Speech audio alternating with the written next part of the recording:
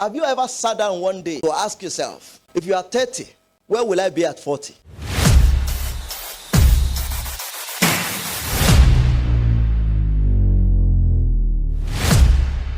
The dynamics of vision.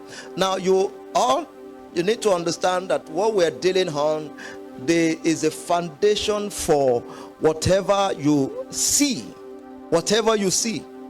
in existence today. This is the major foundation for everything that you see today. And God saw, and then he said, and he saw. He said, this is what actually happened. This is what actually happened. I tell you what, there is a saying before the saying. There is a saying before the saying. There is a saying before the saying. Most times, what you say is a function of the things that you have seen. And then seeing happens in two dimensions. You see first in the realm of the spirit, and then you see in the realm of the soul. What you see is what you say, and what you say is eventually what you see, and what you see is eventually what you become. Do you understand what I'm saying this morning? If you understand the principles of the spirit, how God operates, the sin happens, the first sin, it's in the spirit. Then you have the speaking. If you go through the book of Genesis, everything was without form, everything was shapeless, and God said. The saying of God is a function of what God saw. Everything. So eventually, and the scripture says, and God saw. That's the second sin, which is physical.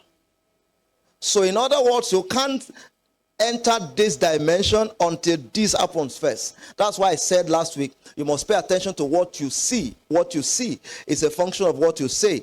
People say Nigeria is difficult. You know why people say Nigeria is difficult? Because the only thing that I can say about Nigeria is the difficulties.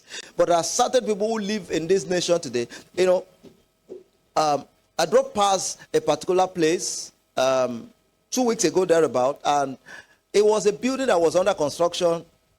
I think they started this year, early this year or thereabout. I drove past because the last time I drove past the same structure, it was still under construction. So 2 weeks ago, I drove past and I screamed. I couldn't believe it. You know what? They moved inside already.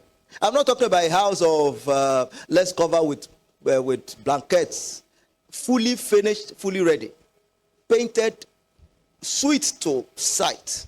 I'm telling you. And I said to myself, it's in this nation that we had, and somebody says things are difficult, and it's the same place that somebody is making things happen.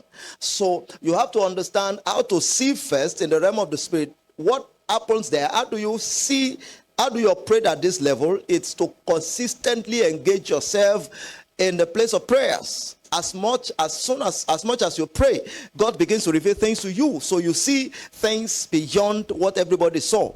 You still see beyond what everybody saw. Everybody's seeing difficulties, you are seeing possibilities. And so, of course, when you operate at this level, you can never be sane, if you understand. Your level of sanity will have to be at a different level, because you will say things that people will not be able to admit with. You get what I'm saying now? By this time tomorrow.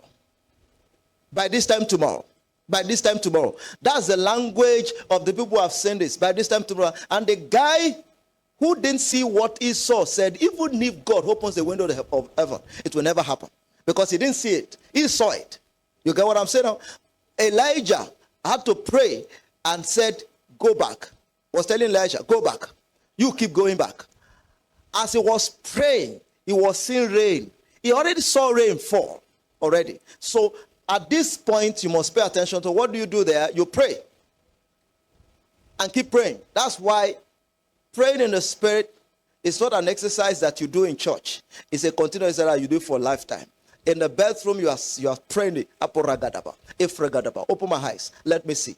As you are washing plates or washing cloth, or you are in the kitchen, cooking, you are praying in the spirit. Lord, show me. What do you want for me? What do you have in mind for me? Show me. And then there is a kind of sin that you see that may not make sense. Joseph saw. You know, there is a statement that someone said, he saw stars, other stars, bowing down for his own star. But you know, the problem that his brother made was that someone said, the only thing they saw was hatred. But they didn't recognize that in the scene of Joseph, what he saw them as stars. They didn't recognize themselves. Even they so bad that they couldn't see themselves as part of the fulfillment of God's vision for Joseph. They didn't see themselves as stars. I said to you, you are gods, the children of the Most High. So he saw stars. They couldn't see it. But eventually what he saw in the realm of the spirit became what he saw in the realm of the... Did he become a star or not? He became. Did they worship him or not? They worshipped him. So take time, pray, and keep praying.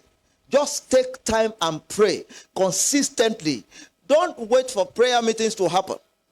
And keep praying and pray until you begin to see. And then it is what you see here that determines your language. This has to do with language.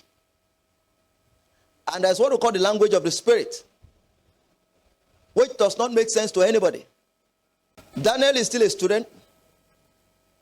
It's in second year, right? This first year, still the first year, higher national diploma. And you can imagine him coming up and stood up in the class. Guys, listen up. 5 years from now, I'll be the richest young architect in the whole of Ogun State. What do you think will happen? The same way they told Paul. The king told him, much learned and made you mad. I'm sure they look at you, are mad, you're stupid. Idiot. This guy, I'm sure somebody will have maybe moved close to him and try to smell his mouth to check whether he just finished smoking or drinking something. So it looks as if this guy has smoked or drank something. But when you see something in the realm of the spirit that other people don't see, then it controls your language. It's what I'm teaching you this morning is what is embedded in Habakkuk chapter 2 that we're dealing on. And I'm still dwelling on that. Pay attention to what you see. What you see here will control your language. So if I interact with you for 30 minutes, I will understand where you operate. I will understand the things that you have been saying. I was having a chat with a friend, a colleague, sometimes ago. We were on phone together and he was saying something to me and was talking about the things that he's planning to do. And my goodness, I said, this is people, there's a particular kind of stuff that, of course, we do the same thing together. I say, Pastor, if we have this kind of stuff, this number, I know it won't be enough. And he told me a kind of figure that he's targeting. I said, what? You've seen this? Good enough. We saw it too this January. We saw a particular number. And then so while he was talking, I could relate with him. I could connect with him because he's speaking from here, not from here. Because physically speaking, those things are not here. But in the realm of the spirit, he could see it. And then I could understand his language because I already saw this that he was talking about. So pay attention to the things that you see. And here, one thing that you must understand, it will never make sense. Sense, natural sense here, you have to bury it. Because in the realm of the spirits, natural sense are not relevant. They that worship God must worship God in spirit. You can't worship God in the flesh. You can't receive things from God with your natural sense. The angel of God came to Mary. I hope you also know that when the angel of God appeared to Abraham, because we said Sarah laughed. I hope you know it was not only Sister Sarah that laughed. Even Brother Abraham laughed. Because it didn't make sense to Abraham. When the angel of God came and said to him, you will carry a child, Abraham laughed. Why? because naturally speaking, it does not make sense. But in the realm of the spirit, they have given him a child already. So Mary said, how shall this thing be? Because I know no man. So when you operate at this level, pay attention to, we're talking about how do you achieve. 2025 is going to be amazing for every one of us. It's going to be powerful for every one of us. It does not matter how bad things may be. You can be rest assured things may go bad, but if you know how all these things works and you operate with this principle, your physical existence will be great if you understand it. So pay attention to your speaking. That's what Habakkuk chapter 2 talked about. I will stand upon my watch and watch to see what they will say, and then say to me, write the vision. What? Write the vision. Make it plain upon the table. So I'll quickly go there this morning. When you understand this, pay attention to what you say, pay attention to what you see, and then everything that you say, everything that you say, everything that you say, you keep saying it. Doesn't matter. Don't mind whosoever laughs at you. Don't mind whosoever. I hope you know, you may not probably have that record that when Mary got pregnant, I hope you know they laughed at him. At her. I hope you know. You may not understand what they said. I hope you know. Or you think everybody was congratulating her? You think so? What she went through, the kind of shame, ridicule, because they knew, hey, sister.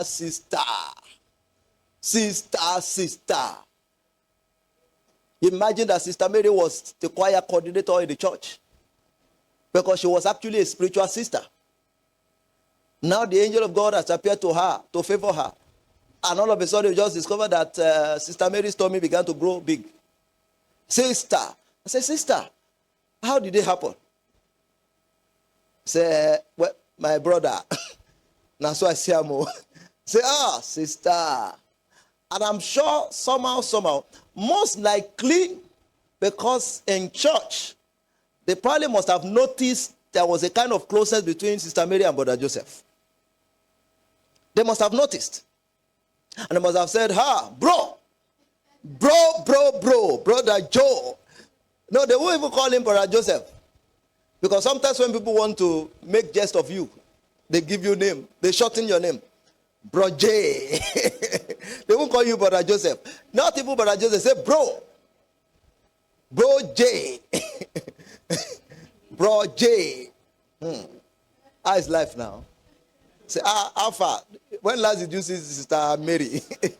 I say, Sister Mary is fine. It's fine. Because it wasn't easy. You would think just what happened there. You read the scripture, you think it just happened. You read the account of Joseph, how he was lied against and went to prison for an offense he did not commit. You think it's just easy. Hey, you don't want that to happen to you. You don't want to experience that. To be in prison for something that you did not do is not easy. And here you are in the prison. I know we talk about your dream book, which is what I'm going to come to. You must have a dream book. Every single one who wants to achieve greatness in life must have a dream book, or what you call a vision book. A certain man called his own a vision board. He has a book, but he has a board also. It's called a vision board, where he writes part-time his vision. And I'm going to get there shortly. And so you must also have, if you don't have a vision board, you must have a vision book where you record the things that God shows to you. That's what happens here. Each time you are seeing things in the realm of the spirit, it comes in different ways. Sometimes you are going on the road and then there's a flash in your spirit, man. At that time, don't take it lightly. Put it down, write it down. And so what happened to Joseph is not something that we can talk about the story today. It looks so easy and so cheap, but you don't want to have that experience. You don't want to go through what Mary went through. For 9 months, she became a subject and object of ridicule in our society. Everybody was, is Joseph's mom and dad must have received all kind of, you can imagine all the family members calling Mary's mom. Hey, Mommy Mary. Mommy Mary, what is that I heard about Mary? Say, Mommy Nkechi. I don't understand. They must have called Mary too. Locked the door in the house and locked the door behind. And the mother, there's this closeness between mother to daughter. She must have locked Mary in the house and said, Mary, I carry you in my tummy. If you feed on my breast for this number of months, please don't lie to me. Tell me the truth. Who got you pregnant? Honestly, I wouldn't disown you. Who got you pregnant? You can imagine that scenario. And the more the mother, Mary could have felt the concern of a true mother for her. And the more she would have busted into tears. Oh God! What kind of a life is this? And they asked for this. And then you imagine that they say, Mom, it's the Holy Ghost. You can imagine for what you slap. What kind of useless Holy Ghost? Please tell me the truth. Take me to his house. In fact, we won't ask him to pay any dowry. We just want to know who got you pregnant. Who did this thing to you? Because Mary had been a good girl all her life. She's been a good child all her life. So look at all of this scenario and everything that she went through. So came to a point when they asked so many questions. But there's something that is very important there. When it comes to the things of the Spirit, it won't make sense to man. It will never make sense. That I've understood. True vision, in most cases, may also not make sense to other people. Joseph standing up in the front of the offer. You can imagine all of them sitting at the dining table. And all of a sudden, Joseph said, Dad, say yes, son. Mom, my brothers, very soon, you will all bow down to me. I'm sorry, but I say, are you crazy? You are the least of all of us. Who are you? And the hatred came. But everything is so. See, one of the things I will tell you today, don't stop saying. Don't allow your environment to keep you away from sin. Don't allow your challenges to stop you from sin. Don't allow the company that you keep. It doesn't matter what they say. It doesn't matter whether they call you stupid. It doesn't matter whether they call you mad. It doesn't matter what name they gave you. Don't stop sin. It is not anybody's problem. Nobody will arrest you for it. You continue to see what you see, and when you see it, you keep saying it. That's one thing I love Joseph for. He didn't keep the dream or the vision to himself. He will go back. When he sleeps and he saw things, he will go back to Dad. Dad, I saw again. True vision must be speaking. Don't keep your vision to yourself.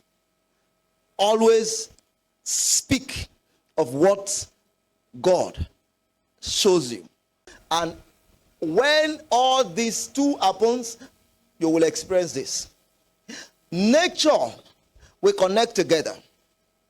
Situations will connect together. Opportunities will show up that will make what you see to become your physical evidence in life. And that's very, very important. Let me quickly point this. Your provision is connected to your vision.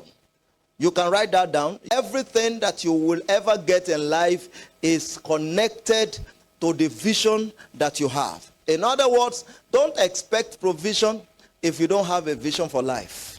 It is in your provision, in your vision, that you enjoy provision. Your provision is in your vision. Whatever God is going to give you in life is directly connected to your vision. That's why if your vision says that you are going to be feeding 1,000 people in the next 5 years, what that implies is that you will enjoy massive provision from God that will give you capacity to be able to take care of 5 or 1,000 people. It is in your vision that you enjoy God's provision for your life. If you have a vision to be a distributor of a particular item or product, it is in that vision that God gives you provision. That is very, very important. Another thing I want to tell you this morning is Habakkuk chapter 2. Go back to that verse 2 that we started reading from last week. Habakkuk chapter 2, verse 2. I will stand upon my watch and watch to see what it will say. And the Lord answered unto me, write the vision. Write what? The vision. I told you, when God shows you, you must have a vision book. How do you write? What do you write? I want to quickly show you this morning. You must pay attention to 3 dimensions. Number 1, your long-term vision, your mid-term vision, and your short-term vision. There are certain visions that are not designed to happen immediately. They are going to happen in years to come. So you have what we call long-term. You have mid-term and short-term. There are certain visions that when God reveals them to you, they are not going to happen immediately. Some will happen within the space of 10 years. Some will happen within the space of 5 years. Some will happen within the space of... So I said this one, maximum or minimum of this is 10 years. This could be between 5 to 1 year. Why this happen between 1 year, which can happen between 1 year, 1 month. There are certain things God will bring to your mind that are only designed to happen within just a short period of time.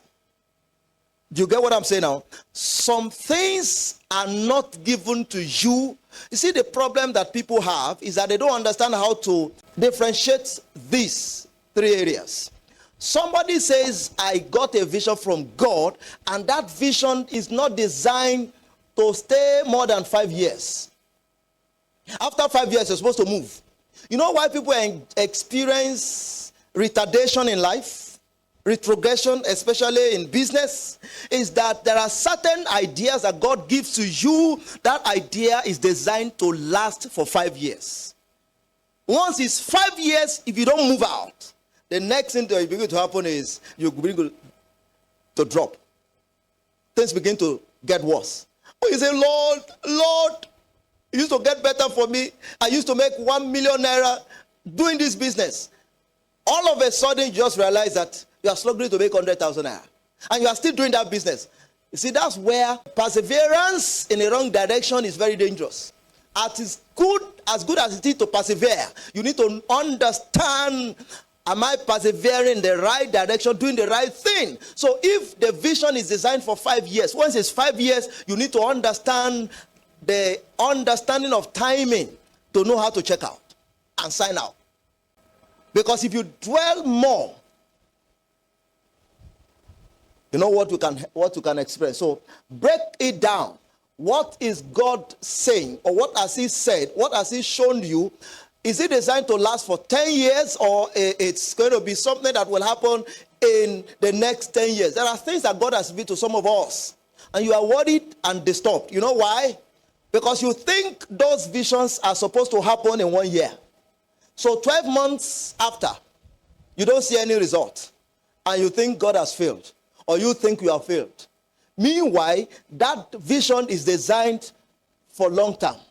It's not something that should happen now. So you need to understand, God, this one you are showing me, when is it supposed to happen? And God says, this one, I'm showing you ahead of time so that I begin to plan. Now, let me also make you understand how this thing works. If God gives you a long-term vision, you must also know where to start from. You start from the short term and grow to achieve the long term. So I have 10 years to achieve God's vision for my life, but I have from 10 years to at least 1 year. But you break it down, meaning that every hour is important as far as the fulfillment of this vision for my life is concerned. So I must pay attention to what I do every hour. See, 10 years is a long time, but you know how many hours do we have in a day? 24 hours. How many days do we have in a week? Huh? How many weeks do we have in a year? Huh? 52. How many months do we have in a year? 12 months, right? 12 months make how many year? 1 year. So you have to understand how to do all these analysis and calculations. The same way you have 12 months a year, the same way you have 12 times 10. That's how many months? That's 120 months. You will think 10 years is forever, but it's just 120 months that will deliver 10 years to your hands. Is that correct? 120 months. In the next 120 months, you have 10 years. So you look at 10 years is forever, but you break it down. Just 120 months. In other words, each day a month passes is minus 120 months in the fulfillment of your long-term vision. So meaning if I waste 1 month of my life, that's minus 120 months. But if I invest my time well into every month, it means that I am making progress. See, the progress that you make may not look visible now. And you have to understand. It's the same way someone who is in school right now, if you look at it, let me use David again as an example, it will look as if nothing is happening now. There's a movement happening, but you may not understand. Every time he goes to school, still in class for how many hours in a day? 6 hours. So he goes to school 6 hours every day, Monday to Friday. That's an investment into a long-term vision. The vision, for example, may be, God showed me I'm going to become a pilot. That's a long-term vision. He saw himself as a pilot flying aeroplane. That's a long-term vision, right? But you know, in fulfilling this vision, which is long-term, he must pay attention to every hour he spends in school. Meaning, if he doesn't go to school every day, this can never be a reality. Do you understand what I'm saying, sir? So that means every move you make, every step you take is in the... There is nobody... You can't tell me you are wasting time. You're actually not wasting time. You say, I'm just doing it. No. You have to understand that every move you make... So when you go for a conference, you are investing into the future of the fulfillment of God's vision for your life. That's what you're doing unconsciously. And you may not know the importance of that. So pay attention to this. Break it down. Long term. So in your vision book, what God showed you, ask yourself, Lord, is this a long term? Is it a mid-term that should happen between 5 and 2 years? Or is it a short term? A short term is something that you must do between a short period of time. And you have to do it sharp. Meaning, I must do something every day of my life in achieving something within the space of 1 year. If I don't do something every day, then I won't be able to achieve my short-term vision. Do you get what I'm saying now? There's a vision that some of you have that you have no need to bother yourself about what happened in 10 years. Just do it within a short period of time and move. Sometimes God gives you an idea. Begin to sell water. That's the vision you have. But you know definitely that that idea is to give you capacity to raise capital for the long-term vision that God wants to give you. I don't know if you understand what I'm saying now. Because this is, let me bring it up. Let me bring it up. You are into air product, right? So you need to understand this air product thing. Is it long-term? Is it mid-term? Is it short-term? Is it something I'm supposed to design or work with for the next 10 years of my life. Now, let me make you understand how this thing works. Because it's connected to God's plan and fulfillment of your life, and which has to do with your existence. Your existence is connected to your age. Understand that. You can't grow younger. You can only grow older. You are probably 30 plus. Now, if you have a vision that is going to last for the next 20 years, or it's going to happen in the next 20 years, that means if I don't do something consistently now, by 50, where will I be? So ask yourself this question. Have you ever sat down one day to ask yourself, if you are 30, where will I be at 40? Have you ever asked yourself? Who will I be at 40? If you don't have answers to this question, I tell you what, 40 will happen to you as if a thief just robbed you. It will be like a dream. You just sleep and wake up and you realize you are 40. If you are 40 now, ask yourself, who will I become? Or what will I become at 50? If you don't have answers to this question, you will discover that you'll be 50 and nothing will happen in your life. One of us just had celebrated his 40th birthday, and I looked at it. Boy! If they told me it's just 40, I probably would have doubted it, if not that he came out to say, I'm now 40. Of course, highly celebrated, from different parts of the world. And I said to myself, this is a young man who already knew what he wanted, and he gave himself to it. So at 40, he's operating at the certain dimension that people who are 50 are not even operating yet. He got into Canada, and then immediately, even though there are stories that he said he didn't plan to do church and all of those things, but as God will have it, the moment he knew God wanted me to do this work, ministry work, he plunged into it straight and gave all his life into it. And at 40, he has achieved things that people at 60 who are... Now, see, that's what I say about time. There are people who have been in Canada 10 years before he got to Canada. They don't have the result that he has in less than 10 years. They don't. This is what it means to pay attention to what do I do every year of my life.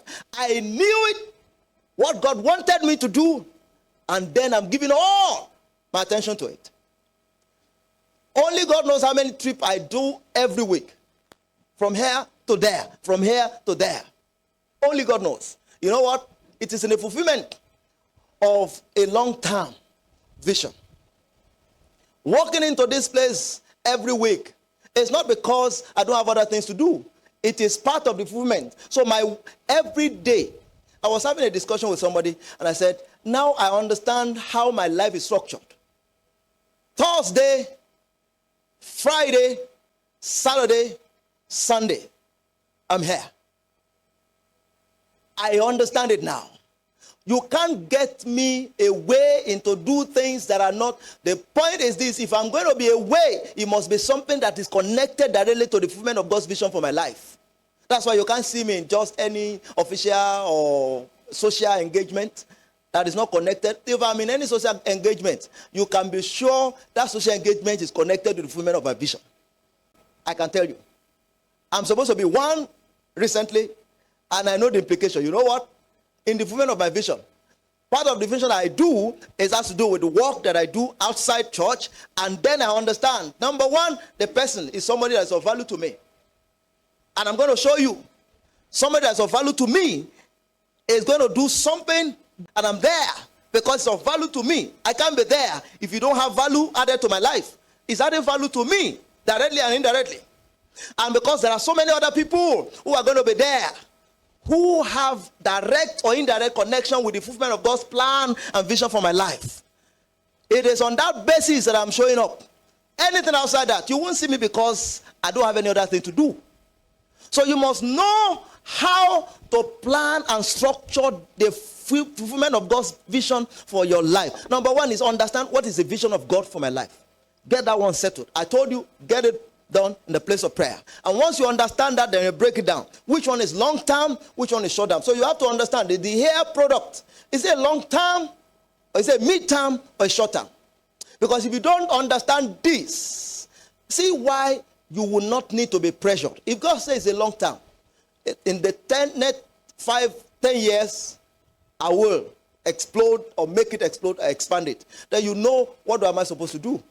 Make a step, one step at a time, improve on it, one step at a time, develop it, one step at a time, sell as little I can sell, one step at a time, in the fulfillment of the long-term vision. I tell you something, I've got a vision. In 2019, 2020, I was in a place of meditation. I saw God, Abeokuta, doing what we do in Abeokuta. So I began to write. That's why I said you must have. I have a file where I wrote. I began to write down everything I would need to come establish in Abeokuta. So I'm just telling you, church is not the first thing that God showed me about Abeokuta. It's actually business. And I still have that file. Did a list of all the things, because when God shows you, that's why you must also don't take things for granted. Immediately God showed me Abeokuta, come and establish here. I began to write down, what will I need? I'll need this item, I'll need that item, I'll need this, I need a place, and all of this. I wrote down everything. I didn't just write down, I went further to type them out. So I have them typed, everything I would need. And then I put them together, and I began to make moves, ask questions. So who do I meet? Who do I talk to? I began to talk to people. But something that I didn't know was that for that vision, it was not something that was designed to happen immediately. In the agenda of God, it's something that God has revealed to me, but I later now realized it was not something that should happen within the space of 1 year. It's a long-term vision. So in 2019, 2020, that vision was caught. And then at the mid of 2020, the church vision received. And then God said, I'm sending you to Abeokuta to plant the church. And then while that happened, I was excited, not excited because I felt Abeokuta will have done better in Lagos or do better in Osun, because we have everything sorted in Osun. You have to understand the placement of the fulfillment of your vision too. You have to understand. If it is Osun that will do church, I probably would have done maybe better. You know what? Everything needed is there. Everything needed. I don't have to worry myself about so many things.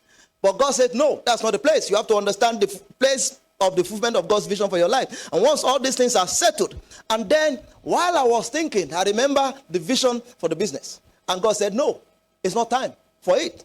This is not the time for this.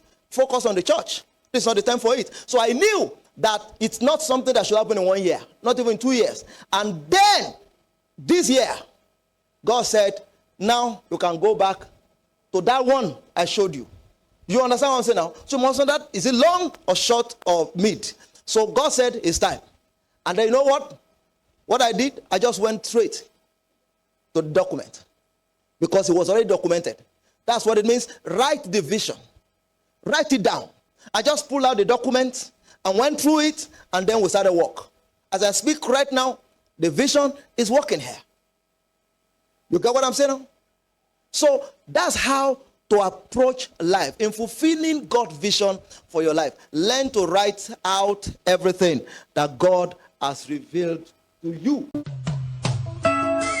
It is the truth that you know and act on that sets you free. Therefore, take a step today and put what you have learned to practice. Put the Word of God to work and let the Word work on your behalf. For more information, contact us via email at tfwcao2@gmail.com.